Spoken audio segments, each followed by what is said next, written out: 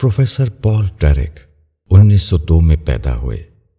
اکتوبر 1948 میں انہوں نے 82 سال کی عمر میں فلوریڈا میں وفات پائی۔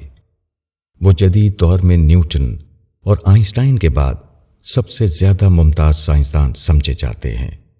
ان کو نوبل انعام اور دوسرے بہت سے اعزازات حاصل ہوئے۔ پال ڈیرک کے نام کے ساتھ کوانٹم میکینیکل تھیوری منسوب ہے۔ یہ سائنسی نظریہ ایٹم کے انتہائی چھوٹے ذرات سے بحث کرتا ہے۔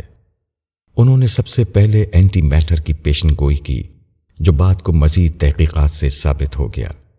چنانچہ گارڈین بمطابق 4 نومبر 1984 نے پال ڈیرک پر مضمون شائع کرتے ہوئے اس کی سرخی حسب ذیل الفاظ میں قائم کی: prophet of the anti universe. Paul Dirac نے ایٹم میں پہلا اینٹی پارٹیکل دریافت کیا، جس کو پوزیٹرون کہا جاتا ہے۔ اس دریافت نے نیوکلیر فزکس میں ایک انقلاب برپا کر دیا ہے۔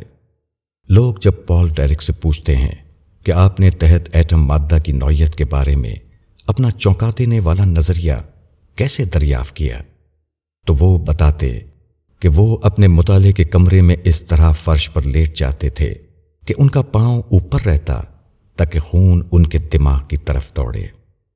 بظاہر یہ ایک لطیفہ ہے، مگر حقیقت یہ ہے کہ کوئی بڑا فکری کام وہی شخص کر پاتا ہے جو اپنے سارے جسم کا خون اپنے دماغ میں سمیٹ دے۔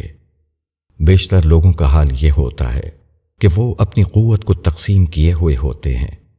وہ اپنے آپ کو ایک مرکز پر یکسو نہیں کرتے، اس لیے وہ ادھوری زندگی گزار کر اس دنیا سے چلے جاتے ہیں۔ ہر کام آدمی سے اس کی پوری قوت مانگتا ہے۔ وہی شخص بڑی کامیابی حاصل کرتا ہے جو اپنی پوری قوت کو ایک کام میں لگا دے۔ مولانا وحید الدین خان۔